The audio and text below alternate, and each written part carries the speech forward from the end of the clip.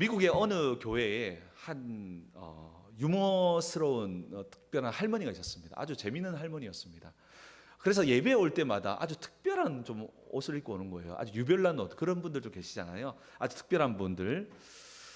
그런데 하루는 이 할머니가 어떤 옷을 입고 오셨냐면 공사자명에서 입는 그 노란 조끼 아시죠? 노란 안전 조끼를 예배당에 입고 오신 거예요. 그러니까 이게 막 조끼를 입고 앉아 있으니까 사람들이 저거 뭐야 하면서 쳐다보게 된 거예요.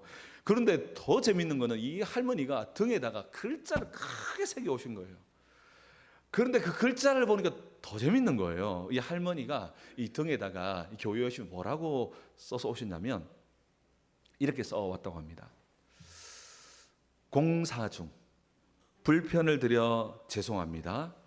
하나님이 아직 저를 만지시는 중입니다.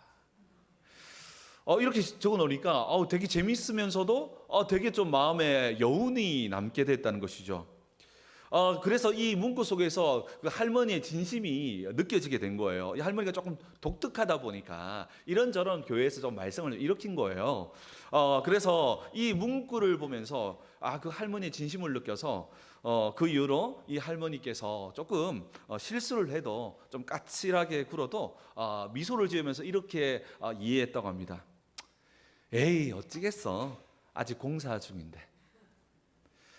사실 우리가 이 운전을 하다 보면 이 공사 중이라고 하는 표지를 만나거나 또 차량이 공사 중이니까 이렇게 LED 등으로 이쪽으로 옮겨가라는 그런 것들을 자주 만나게 됩니다. 이럴 때면 차선도 좁아지고 또 차도 밀리게 돼서 사실 조금 짜증이 밀려올 때도 있습니다. 하지만 짜증이 밀려오지만 결국 우리는 어떻게 합니까? 속도를 줄이고요, 브레이크를 밟고 또 차선이 좁아지니까 어쩔 수 없이 그때에는 옆에 있는 차를 양보해서 앞으로 나아가곤 합니다. 왜일까요? 공사 중일 때는 내 마음대로 무리하게 달리면 큰 사고가 나기 때문입니다. 이 공사가 진행되는 현장에서는 또 도로에서는 반드시 속도를 줄이고 옆차를 잘 보면서 이렇게 천천히 나가야 합니다. 저도 언젠가 지방 그 전라도 쪽을 다녀올 기회가 있었는데요. 그때 다녀오는 길에 큰 사고를 눈앞에서 한번 목격한 적이 있습니다. 그때 지방에 차량이 많지 않은 그런 넓은 도로였습니다. 도로에 이렇게 가고 있는데 저 멀리 보니까 이 공사 중이라고 하는 표지판이 있더라고요. 그래서 피해서 가라고. 그래서 저는 이제 그 공사판 공사 중이라는 그런 표지를 보고 천천히 오른쪽으로 옮겨서 차량 속도를 줄이고 갔는데요. 갑자기 가고 있는데 옆에서 뭔가 쉥 하고 지나가는 차 소리가 들더라고요. 방금 뭐가 지나갔지 할 정도로 엄청난 속도로 지나가더라고요. 그런데 한 얼마 조금 있었나 갑자기 엄청난 큰 소리가 꽁 하는 소리와 함께 큰 사고가 났습니다. 바로 그 차량이었습니다. 그 차량의 사고가 난 지점에 지나갈 때쯤에 보니까 이 차가 완전히 반파돼 가지고 차량의 형체를 알아보지 못할 만큼 이 공사 차량과 이렇게 부딪힌 겁니다. 근데 안타까운 것은 그때 이제 사고가 나서 공사 현장에 있는 사람들이 막 몰려들고 이제 수습하려고 하고 있었는데 보니까 그 차량 안에 그 운전자가 갇혀서 굉장히 고통스러워하는 그 장면을 제가 목격한 적이 있습니다.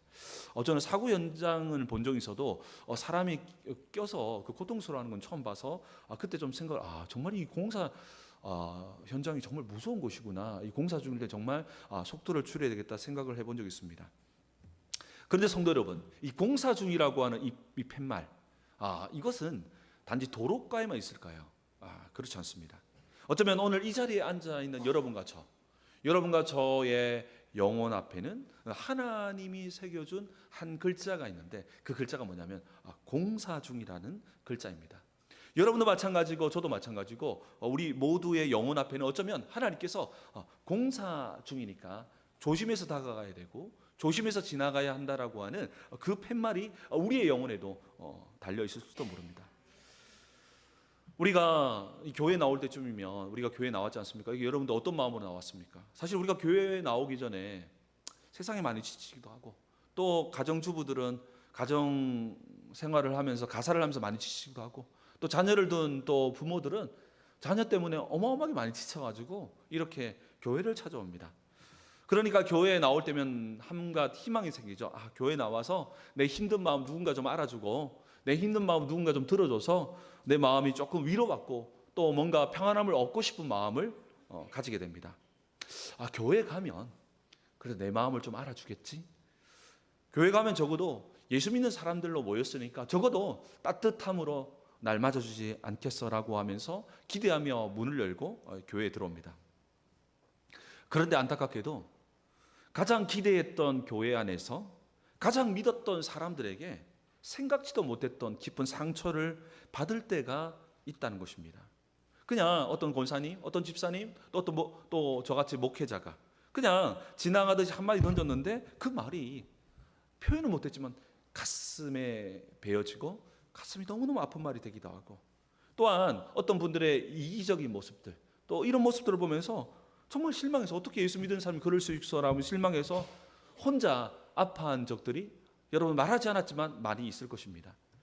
그럴 때면 우리의 마음 깊은 곳에서 원망 섞인 어떤 질문이 터져 나오죠. 교회 다니는 사람이 어떻게 저럴 수 있어? 직분자들인데 어떻게 저렇게밖에 못할까? 라고 하면서 마음의 문이 닫히거나 교회를 떠나가기도 합니다. 왜 우리는 이 교회에서조차 이런 아픔을 겪어야 할까요? 이유는 단순합니다. 우리는 먼저 성경이 말하는 오늘 교회, 여기 모인 이 교회가 무엇인지 이 정의에 대해서 먼저 배워야 합니다. 여러분, 교회는요, 죄송하지만 완전한 사람들, 의인들, 그리고 완전히 변화된 사람들만 모인 곳이 아니랍니다. 그럼 교회의 정의가 무엇일까요? 예수님께서는 교회에 사람들로 모이게 하신 이유, 예수님께서는 이와 같이 그리스도의 피로 교회를 사셔서 이와 같이 공동체를 만들고 또 이와 같이 함께 예배드리게 만드신 이유를 이렇게 설명합니다. 마태복음 2장 17절인데요. 한번 우리 자막을 보면서 함께 마태복음 2장 17절을 함께 읽겠습니다. 시작. 예수께서 들으시고 2장 17절입니다. 다시 시작. 예수께서 들으시고 그들에게 이르시되 건강한 자에게는 의사가 쓸데없고 병든 자에게라야 쓸데있느니라. 나는 의인을 부르러 온 것이 아니요 죄인을 부르러 왔노라 하시니라. 아멘. 여러분, 교회는 흠없고 깨끗하고 완전한 사람들이 모였으면 좋겠는데 그런 곳이 처음부터 아니었습니다. 여전히 이곳은 어떤 곳이냐? 여전히 우리 안에는 죄성으로 인한 상처들로 가득나고 가득해서 도저히 이해할 수 없는 행동과 말들로 가득한 사람들이 모여 있고요. 또 잘 깨지고 또한 아파하는 영혼들이 모여서 하나님의 치료, 성령이 주시는 치료, 하나님의 사랑으로 말미암아 치료하는 영적인 종합병원이 또 다른 교회의 정의라는 것입니다. 우리는 예수님의 은혜로 구원을 이미 받았지만 우리의 성품과 우리의 인격은요, 하나님 나라의 모습으로 합당하도록 여전히 치료받고 있음을 기억하시기 바랍니다. 그럼 여러분들 여기 앉아있을 때 마치 난 다 치료 끝난 것처럼 막 그렇게 앉아있으면 안 돼요. 우리 모두는 함께 치료받기 위해서, 또 우리 모두는 부족한 자로서 그 은혜로 말미암아 우리의 삶이 완성되기 위해서 여기 앉아있다는 것입니다. 한마디로 우리의 모습은 완성된 것이 아니라 바로 현재 진행형, 바로 아직 ing라는 것입니다. 아직 우리 안에서 성령을 통해서 우리의 인격, 우리의 말, 우리의 모습, 우리의 삶을 새롭게 빚어가는, 그리스도를 닮아가도록 빚어가는 그 일이 끝난 게 아니라 ing, 지금 우리 안에서 시작되고 있다는 것입니다. 그 과정 속에서 공사 중이다 보니까 여러 잡음들과 아픔들과 또 고통들도 동반하게 되는데요. 이것을 신학적으로는 현재적 구원이다. 우리 안에 구원이 시작됐기 때문에 시작되고 있는 현재적 구원이다. 또한 신학적으로는 이것을 성화다라고 이렇게 정의합니다. 여러분도 저도 지금 성령님의 손길 안에서 새롭게 치유받고 변화되는 우리가 공사 현장이라는 것입니다. 공사 중이니까 당연히 뭐가 답니까? 소음이 나요. 그리고 막 뭔가를 이렇게 부수고하다 보니까 뿌연 연기도 막 달려서 너무 불편해요. 이러한 것들이 내 주변 사람도 또 내 자신도 깎여 나가는 이 순간들이 너무 힘들고 너무 아프다는 것입니다. 하지만 기억해야 할 것이 있습니다. 망치 소리가 나고 먼지가 날리는 이런 고통과 어려움이 있지만 이 먼지가 나고 먼지가 날리고 소리가 난다는 것은 어떤 희망의 메시지가 있냐면 그 인생은 하나님께서 포기한 폐가가 아니라는 것입니다. 하나님께서 포기한 폐가가 아니라 하나님께서 그 인생을 아름다운 건물로 창조해 나가는 바로 생명의 현장이라는 것입니다. 우리 안에 이러한 고통과 어려움이 있다는 그 또 다른 반정은 무엇이냐? 하나님께서 우리를 포기하지 않는 그 하나님의 사랑이 우리의 삶의 여정이 투영되기 위해서 주님께서 우리에게 일하고 계시다는 것입니다. 바로 그 현장이 뭐라고요? 교회라는 것입니다. 오늘 본문 에베소서 말씀은 이 거친 현장, 교회가 완성된 건물이었으면 좋겠는데 만들어져가는 그런 세워져가는 그런 공간이다 보니까 이러한 오늘 우리에게 본문을 통해서 어떤 메시지를 궁극적으로 전달해주고 있냐 이렇게 말씀하고 있는 겁니다. 나도 공사 중이고 당신도 공사 중입니다. 우리 서로 공사 중임을 인정하며 함께 세워져 갑시다. 이 이야기를 말씀하고 있는 것입니다. 그러니까 우리에게 그 사람을 향해서 완벽을 요구하면서 아유 장로님이니까 완벽해야 되고 목사님이니까 완벽해야 되니까 그렇지 않습니다. 여러분 이건 마치 그 마음을 투영하는 것과 동일합니다. 마치 예전에 공부를 잘 못했던 어머니 아버지께서 우리 자녀들에게 공부를 투영시켜가지고 이렇게 열심히 시키는 것처럼 내가 완전하지 못하니까 저 집사님 완전해야 돼, 저 권사님 완전해야 돼, 내가 노력해야 되는데 그렇게 완전하도록 바라보고 그렇게 바라봄으로써 상처받고 또 실망하게 되는 것 아니겠습니까? 우리는 상대방에게 완벽을 요구하고 정죄하고 서로에게 상처 주지 않도록 어떻게 해야 됩니까? 내 마음의 속도를 줄여야 합니다. 공사 현장에서 속도를 줄이고 안전하게 살피면서 주의하면서 가야 하도록 이렇게 상대방의 성장이 조금 더디더라도 오래 참음으로 용납해 주실 때에 하나님께서 그 현장 가운데에 그 공사가 마무리되므로 더 아름다운 도로가 펼쳐짐을 믿으시기 바랍니다. 오늘 말씀을 통해서 연약한 우리가 그리스도 안에서 함께 아름답게 지어져가는 존재임을 깨달는 시간 되기를 주님의 이름으로 축복합니다. 사도 바울은 이 에베소서를 기록하면서 참 고뇌가 있었어요. 당시 에베소 교회는 정말 말할 수 없는 상처들, 또 정말로 말할 수 없는 갈등들이 있었습니다. 교회 은혜 받으러 나왔다가 상처받는 일들이 비일비재했습니다. 왜냐하면 에베소 교회는 이방에 세워졌던 교회다 보니까 유대인들과 이방인들이 함께 모였다는 겁니다. 그런데 이방인과 이 유대인들은 이 본질적으로 참 섞이기 어려운 정말 맞지 않는 정말 극과 극의 사람들이 한 자리에 모였으니까 얼마나 많이 부딪혔겠습니까? 바울은 이처럼 교회가 이러한 혼란한 것을 바라보며 어떻게 함께 세워져 나가야 하는지를 알려주기 위해서 아비의 마음으로 오늘 본문을 기록합니다. 우리 먼저 2절 말씀을 함께 보도록 하겠습니다. 우리 2절 말씀 함께 읽겠습니다. 시작. 모든 겸손과 온유로 하고 오래 참음으로 사랑 가운데서 서로 용납하고 아멘. 자, 이 혼란한 교회 앞에서 바울은 이 세 가지 마음가짐을 가질 것을 말씀합니다. 겸손, 그리고 온유, 그리고 오래 참음입니다. 자, 이것은 성령의 열매이지만 이것은 단순하게 윤리적 개념, 도덕적 개념으로 말씀한 것이 아닙니다. 치열한 공사 현장에서 우리 영혼과 우리의 공동체를 어떻게 살려낼지 지켜내는 마치 영적인 안전 장비로서 이 세 가지 덕목을 말씀했는데요. 먼저는 이 겸손입니다. 왜 이 겸손이 이런 혼란한 이 교회 공동체 안에서 너무너무 중요한 안전 장비가 되냐면 이 겸손의 개념은 어떤 개념이냐면 내가 뭐 낮추고 이런 개념들보다 내가 완벽하지 않은 내가 아직 완전히 지어지지 않은 죄인임을 인정하는 것을 말합니다. 우리가 하나님 앞에서 먼저 저는 정말 죄인임을 인정하는 것이 겸손 중에 겸손이라는 것입니다. 이것이 왜 중요하냐? 내 자신이 그렇게 보여져야지만 비로소 뭐가 보이냐면 상대방이 보여주는 겁니다. 하나님의 신앙의 원리는 어떤 원리냐면 우리에게 먼저 경험하게 함으로써 그 신앙을 밖으로 보여주고 나타내는 거거든요. 그러니까 우리에게 먼저 값없이 사랑을 보여주시고 경험하게 하셔서 구원하게 하신 이유는 우리 또한 값없이 사랑을 베풀라고 한 것과 같습니다. 그러니까 우리에게 가장 먼저 겸손을 가져라. 네가 누군지를 봐라.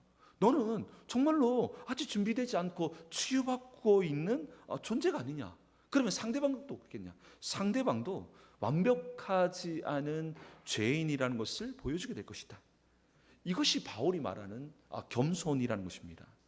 그러면서 또한 이 바울은 또한 두 번째 가져야 할 이 안전 장비 온유였습니다. 온유는 부드러운 마음을 말하는 거겠죠. 이건 어떤 마음을 말하냐면 내 고집을 꺾고 하나님의 다루심을 맡기는 것이 온유라는 겁니다. 왜 이게 온유가 되냐? 사람들이 어떤 일들을 보면 뭔가 잘못된 일을 보면 확 올라오는 이유가 뭐냐면 내가 빨리 안 고쳐지면 저 사람이 큰일 날 것 같으니까 내가 조금 하더라도 지금 말해야 된다 생각을 하거든요. 근데 그렇지 않습니다.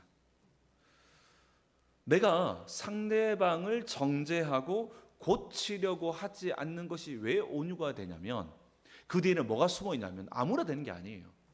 그 뒤에는 하나님께서 부족하고 온전하지 않은 것을 치료하시고 회복하실 것이라고 하는 믿음이 있기 때문입니다. 그러니까 어떤 마음입니까? 우리에게 믿음을 가지라는 것인데 그게 뭐냐? 내가 꼭 하지 않아도 하나님께서 하실 것이라고 하는 그 믿음을 가지면 온유할 수 있다. 그래 조금 더 기다리지. 그래 그럴 수 있지 라고 하는 온유한 마음이 생기는데 그렇지 않고 내가 해야 돼. 내가 당장 이거 안 받고 우리 교회 큰일 나. 그러면 어떻게 합니까? 내가 그냥 마음이 막 들끓어서 야 봐라고 이렇게 하면서 막 이야기하는데 그래서 상처 주고 또 고통 당하는 경우가 참 많이 있죠. 그러니까 이 교회를 바라볼 때 뭘 가지라는 거? 온유의 마음. 이 온유의 마음은 하나님 믿는 사람만 가질 수 있다는 겁니다.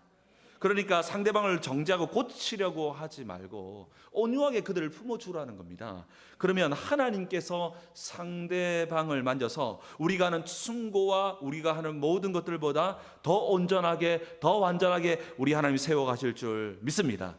그러니까 온유한 마음으로 좀 가지라는 겁니다. 당장 뭔가 안 하면 큰일 날 것처럼 생각하지 말고 하나님이 살아계시니까 하나님께 뭔가를 맡기며 온유한 마음으로 대하라는 것이죠. 그러면서 마지막 세 번째로 꼭 기억하고 붙들어야 할 것은 묵묵히 기다려주는 오래 참음입니다. 그 공사 중이니까 공사의 주체가 누굽니까? 내가 아니에요. 하나님께서 공사를 이루고 계시다는 겁니다. 그러면 그 공사가 끝나기 전에 뭘 하라는 거야? 오래 참아보라는 겁니다. 힘듭니다. 쉽지 않습니다. 그러나 그 일을 주관하는 분이 누구라고요? 하나님이 공사 중이라면 시간이 1년 걸려도 2년 걸려도 반드시 그 공사를 완료하실 줄 믿습니다. 불편하고 힘듭니다. 어렵습니다. 그렇기 때문에 우리는 맞고 틀리고를 따지기보다 모든 것을 감내하고 기다리면 우리 하나님께서 이루실 것이기 때문에 우리가 뭘 착용하라고요? 오래 참음. 그래서 결국 이 모든 것은 결국 뭡니까? 그냥 내 윤리로 참아야지, 온유함 가져야지, 겸손해지가 아니라 바로 하나님과의 관계 속에서 이루어지는 모든 원리라는 것입니다. 이 영적인 안전장비를 갖춘 후에 바울은 행동 지침을 명령하는데요. 그것은 바로 사랑 가운데서 서로 용납하라는 것이죠. 용납한다. 이게 어떤 의미일까요? 그냥 무조건 우리가 이런 경향이 있어요. 때로는 이 사람의 행동, 나는 저 사람의 행동 도저히 이해가 안 돼. 이해가 안 돼서 계속 이야기를 하거든요. 용납이라는 것은 이해하는 게 아니에요. 그냥 받아들이는 거예요. 이해할 수 없어요. 어떻게 그 모든 사람을 다 이해하겠습니까? 그러니까 이해하기보다는 뭘 하라고요? 받아들이라는 거. 이해가 안 돼도. 저런 사람도 있구나. 저런 사람도 있구나. 이런 사람도 있구나 라고 하면서 교회는 다양한 사람들이 모여 있는데 이 다양한 사람들이 각각의 색깔을 내야지 모두 다 누굽니까? 모두 다 이렇게 똑같은 모양이서 얼마나 좀 그렇습니까? 저는 이제 어저께도 등산을 다 같이 갔다 왔는데 전 등산 갈 때마다 진짜 은혜 되는 게 뭐냐면 산에 가보면 나무들이 백향목 같은 딱 좋은 나무 딱 한 그루만 딱 세워져 가지고 정말 온 산을 뒤덮는 게 아니에요. 산에 보면 진짜 너무너무 다양한 식물들이, 때로는 도움이 되는 식물도 있고 도움이 되지 않는 식물도 있어요. 근데 그것이 하나님 방법이라는 겁니다. 하나님께서는 모든 다양한 모든 식물들과 모든 나무를 통해서 지금 영광 받으심을 믿으시기 바랍니다. 꼭 백향목이 저 가시나무한테 너 왜 그거밖에 되지 않느냐고 말할 필요가 없다라는 것입니다. 하나님은 그 모양 속에서 주님이 영광 받으신다는데 우리가 왜 그럽니까? 하나님이 영광 받으시는데 왜 우리가 왜 그럽니까? 라고 오늘 본문이 말하는 겁니다. 알겠죠? 우리가 이런 이 용납하는 이 과정 속에서 너무너무 아파요. 사실 너무너무 아파요. 때로는 도망치고 싶습니다. 목사님, 왜 내가 저 사람 때문에 이런 마음고생을 해야 하나요? 이 불만이 툭툭 튀어나옵니다. 그러나 사랑하는 성도 여러분, 고단한 부딪힘을 이상하게 여기지만 말아야 할 것은, 목사님 왜 우리 교회만 그렇습니까? 잘 들어보십시오. 이 부딪힘을 이상하게 여기지 말아야 할 것은 이 아픈 부딪힘의 자리를 통해서 하나님은 상대방뿐 아니라 나를 빚어가는 거룩한 공사 현장이 되게 하심을 믿으시기 바랍니다. 그 과정을 견디다 보면 어느 날 보니까 우리 교회는 너무너무 아름다운 교회로 세워져 있는 것입니다. 이게 누가 하는 것이라고요? 우리 하나님께서 하시는 일이라는 것입니다. 하나님은 내 곁에 가장 까다로운 지체를 통해서 오랜 시간 동안 나의 교만을 깨뜨리시는 겁니다. 그래서 여러분들 주위에 보니까 이해할 수 없는 사람들 참 많이 있죠. 또 정말로 나와 맞지 않는 사람들을 부딪히게 하는 것은 이 모든 과정을 통해서 그리스도를 닮아가는 이 온유한 사람을 만들어 가시는 것입니다. 거친 원석이었던 나를, 원석은 의미가 없거든요. 금도요, 돌덩이는 어떻게 그게 의미가 있습니까? 이 원석이었던 나를 아름다운 보석으로 만들기 위해서 바로 내 옆에 거친 사람들, 이런저런 모양으로 이 사람들을 내 곁에 두신 것입니다. 그래서 여러분들 잘 맞지 않는 사람이 옆에 있는 아내고 남편일 때가 많이 있으시죠? 그게 축복의 통로입니다. 여러분들 그게 이유가 있어요. 그게 뭐냐? 여러분들 깎이라고. 여러분들을 아주 보석으로 만들어주는 분이 누구시라고요? 맞지 않는 남편들, 맞지 않는 아내라는 것입니다. 이것은 진짜 끼워 맞추기식 이야기가 아니라 이게 하나님의 방법이라는 것입니다. 그래서 부부는 잘 맞지 않는 경우가 많습니다. 제가 보니까 우리 교회에서는 송장로님 빼는 건 다 잘 안 맞는 것 같아요. 좋습니다. 자, 그래서 그렇게 서로 깎이고 다듬어져 가면서 서로를 품을 때 어떤 일이 일어나냐, 바로 3절입니다. 우리 3절 말씀을 함께 읽겠습니다. 우리 3절 말씀 시작. 평안에 매는 줄로 성령이 하나 되게 하신 것을 힘써 지키라. 아멘. 성령이 하나 되게 하는 것은 우리가 만드는 것이 아니라 지키는 겁니다. 여러분, 성령, 우리가 뭔가 우리 하나 되자 이게 아니고요. 자, 우리 교회가 하나 됩시다 이게 아니고요. 평화 하나 되게 하는 건 지키는 거예요. 왜냐하면 예수 그리스도께서 십자가에 죽으시고 주의 보혈로 말미암아 우리가 정말로 하나님 나라의 형제 자매로 이미 하나 되었기 때문입니다. 예수의 피로 말미암아 교회는 이미 하나 되어 있어요. 우리가 해야 될 건 뭐라고요? 하나 되게 만드는 게 아니라 정확하게 말하면 하나 되게 하신 것을 지켜내는 거예요. 어떻게 지킬 수 있습니까? 십자가를 바라볼 때 가능합니다. 여러분, 예수님은 죄로 얼룩진 나, 뾰족한 나, 상처받은 나, 정말로 사람들에게 찌르는 나를 끝까지 참으시고 인내하심을 통해서 우리를 품어주셨고, 그분의 십자가로 말미암아 우리를 구원하셨고, 구원하셨기 때문에 오늘 이와 같이 이렇게 예배에 나와서 살아감을 믿으시기 바랍니다. 여러분, 옆 사람들 목사님 정말 제 누구누구는 참 변하지 않아요 라고 말할 수 있지만 그래도 예수 믿었으니 이 정도입니다. 아멘이십니까? 안 믿었으면 어떻게 할 뻔했습니까? 그래서 오늘 이 본문은 우리에게 말하는 것은 이렇게 우리에게 말하는 겁니다. 성도님, 나도 여전히 공사 중입니다. 그리고 성도님도 공사 중임을 인정합니다. 우리 함께 지어져 갑시다. 이 이야기를 오늘 본문에서 말씀하고 있는 것입니다. 이 영적인 사실을 우리가 정말 인정하게 될 때 정말 교회는 상처와 아픔만 가득한 자리가 아니라 이 속에서 함께 지어져 가는 하나님의 놀라운 역사가 있는 줄 믿습니다. 그래서 교회 안에 갈등이 일어날 수 있습니다. 근데 중요한 건 뭐냐면 갈등이 일어나고 난 후의 모습이 달라지는 겁니다. 그때부터 막 서로 이야기하고 막 옮기고 은근히 이간질하고 잃어버리면 정말 안 된다는 겁니다. 이런 모든 어려움이 있을 때마다 함께 기도하고 오늘 정말 우리가 함께 공사 중임을 기억하면서 그 공사 현장을 조심스럽게 주의 깊게 함께 걸어감으로써 이 갈등과 어려움이 뛰어넘어졌을 때에 하나님의 놀라운 영적인 성장과 진짜 복이 우리 공동체에 임할 줄 믿습니다. 그 속에서 진짜 부흥이 시작되는 거예요. 부흥은 기도 많이 한다 해서 그냥 갑자기 물질 들어오고 사람 들어와가지고 하는 게 아니에요. 이런 갈등 등과 어려움 속에서 이렇게 성장하며 걸어가는 것입니다. 제가 이 교회에 와서 이제 한 3개월, 4개월쯤 된 것 같아요. 있어 보니까 하나님께서 우리 교회에 부흥을 주시려고 하시는데요. 어떻게 주시는 거 봤더니 여기저기에서 갈등이 일어나는 거예요. 처음에는 몰랐어요. 근데 이 갈등이 끝날 쯤 돼 보니까 전부 다 영적으로 자라져 있는 거예요. 여러분 정말 그렇습니다. 우리의 교회 공동체 안에 갈등이 일어날 수 있습니다. 그러나 이 갈등을 통해서 정말 영적으로 성장하는 하나님의 놀라운 뜻이 이루어지게 되기를 주님의 이름으로 축복합니다. 오늘 말씀은 우리에게 이렇게 권면합니다. 나도 공사 중이고 당신도 공사 중입니다. 그래 우리 함께 지어져 갑시다. 교회는 이 고백이 가득한 곳이라는 것입니다. 이것이 바로 교회의 정의입니다. 여러분 스페인의 바르셀로나에 가면 사그라다 파밀리아 이름도 어렵네요. 사그라다 파밀리아라고 하는 성당이 있습니다. 사진 좀 띄워주시겠습니까? 여기 가보신 분도 계십니다. 얼굴 보니까 한 3분 정도 가신 것 같아요. 자, 여기 이 성당은 어떤 성당이냐면 바르셀로나에 있는데요. 천재 건축가였던 가우디가 설계했는데 이 성당은 1882년에 짓기 시작해서 140년이 넘은 지금까지 여기 보세요. 크레인 같은 게 세워져 있죠. 이 성당을 짓고 있다고 합니다.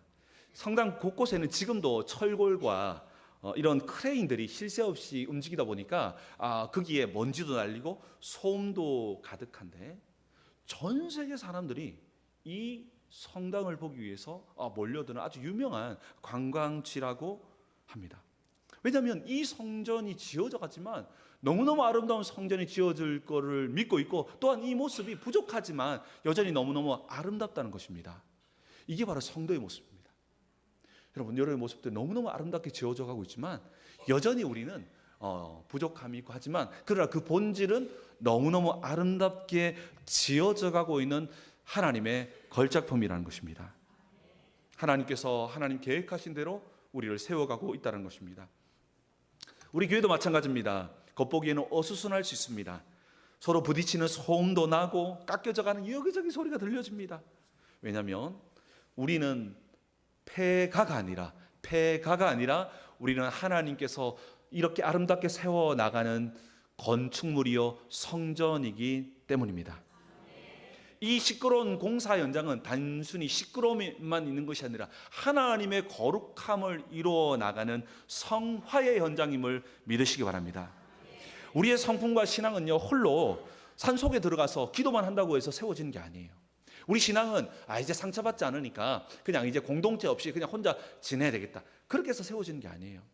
제가 사역을 해보면 그런 경험들이 참 많습니다. 제가 청년 사역을 좀 오래 했거든요.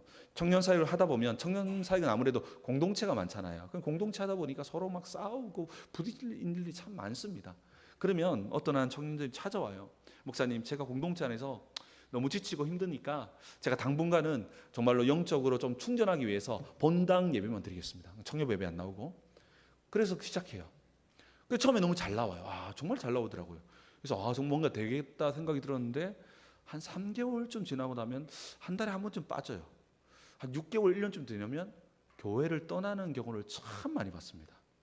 저는 그때 왜 그럴까라는 생각을 참 많이 했는데 그것은 바로 답은 여기 있습니다. 여러분 그렇습니다. 이 거룩한 공동체 안에서 서로 부딪히며 깎이는 것 이것이 신앙의 아주 중요한 여정이라는 것입니다. 이것이 하나님이 선택하신 이건 우리가 선택한 게 아니에요. 하나님이 선택하신 우리를 세워가는 방향이라는 것입니다. 그러니까 우리는 어디로 들어가야 됩니까? 공동체로 들어가야 돼요. 공동체 안에 들어가면 우리끼리 얘기하면 별의별 사람 다 있습니다. 재밌는 사람도 있고 희한한 사람도 있고 좋은 사람도 있고 부족한 사람도 있습니다. 그런데 그 속에서 서로 부딪히고 서로 다름 속에서 우리가 세워져 간다는 것입니다. 성도 여러분, 관계가 힘들다고 해서 도망쳐서는 안 됩니다. 공동체의 깊은 곳으로 들어가야 합니다. 그래야지만 영적으로 자라서 하나님께 큰 복을 받는 또 사명을 이루는 그런 인생 될 줄 믿습니다. 서로 상처받는 것이 두려워서 또 거기에만 머물러 있다면 그것은 영적으로 어른아이가 되겠다는 결심과 동일합니다. 어른아이는 무엇입니까? 신앙 영수는 이제 10년 되고 20년 되고 또 때로는 직분도 받았는데 영적으로 보니까 아주 어리단 말입니다. 안 자랐단 말입니다. 우리는 기꺼이 공동체 안에서 함께 세워져 가야 합니다. 이 원리를 에베소서 2장 21절과 22절에 이렇게 말하고 있는데 함께 읽어보겠습니다. 읽겠습니다. 시작. 그 안에서 건물마다 서로 연결하여 주 안에서 성전이 되어 가고 너희도 성전 안에서 하나님이 거하실 처소가 되기 위하여 그리스도 예수 안에서 함께 지어져 가느니라. 아멘. 하나님은 아무 문제 없는 공동체에 거하시는 게 아니라 죄송하지만 시끄럽고 먼지 나는 우리 공동체 안에 머물러서 하나님께서 함께 하시겠다고 성경은 기록하고 있고요. 그래서 우리는 우리가 그리스도 예수 안에서 어떤 존재라고요? 함께 지어져 가느니라. 아멘이십니까? 그것이 바로 우리라는 것입니다. 벽돌 한 장 있으면 큰 벽돌 한 장에 불과하지만 우리가 함께 서로 부딪히고 또 함께 세워져 나가서 하나 될 때 이것이 건물이 되고 주님이 거하시는 성전이 되는데요. 오늘 주님 말씀하시기로는 이 성전에 함께 지어져가는 문제도 많고 사건도 많지만 하나님께서는 그 가운데 함께 하셔서 우리를 더욱더 아름답게 빚어간다는 것입니다. 영국의 위대한 설교가 스펄전 목사님은 교회 공동체를 해서 이런 유명한 농담을 했는데요. 제가 한번 읽어드리겠습니다. 만약 당신이 이 세상에서 완벽한 교회를 발견하거든 절대로 그 교회에 등록하지 마십시오. 당신이 들어가는 순간 교회는 더 이상 완벽하지 않게 될 테니까요. 완벽한 교회는 없습니다. 완벽한 교회, 흠없는 성도 없습니다. 너무 기대하면요, 너무 기대 많이 하잖아요. 그럼 전부 다 안 그런 척 해야 돼요. 얼마나 그럼 교회가 또 힘들겠습니까? 안 그런 척 해야 되니까. 저도 너무 힘들어요. 안 그런 척 하면. 그러니까 우리가 서로 인정해 주는 거예요. 목사님도 공사 중이시네요. 그렇습니다. 여러분도 공사 중이잖아요. 저도 공사 중이에요. 그러니까 우리가 이러한 마음으로 서로 막 살자는 게 아니라 서로 이렇게 바라보면서 함께 세워져 가고 기다려가지고 세워가는 것이 바로 교회라는 것입니다. 하나님께서는 이렇게 우리 안에 가장 맞지 않는 사람 또 우리하고 부딪히는 사람을 통해서 나를 깎아냄으로써 우리를 위대한 또 보석과 같은 사람으로 빚어 가시는데요. 참 아프고 이런 방법이 아니었으면 좋겠다는 생각이 들지만 죄송하지만 이것이 하나님의 방법이라는 것입니다. 세상은 쓸모없거나 피해를 주면 어떻게 합니까? 가차없이 잘라버립니다. 그래서 쓸모있는 것들을 더 쓸모있게 만들어서 더 빨리 성장하도록 합니다. 근데 하나님은 그렇지 않다는 거예요.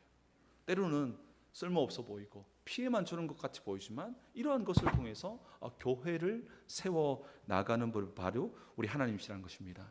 하나님은 좋지 않아 보이는 그것도 선으로 바꾸어서 우리를 새롭게 하시는 도구로 사용할 줄 믿습니다. 우리는 이제 어떻게 해야 됩니까? 이제 우리는 우리 마음속에 한 문장을 새기고 이제 예배당 밖을 또한 예배당 안에 있어야 됩니다. 그 문장은 무엇입니까?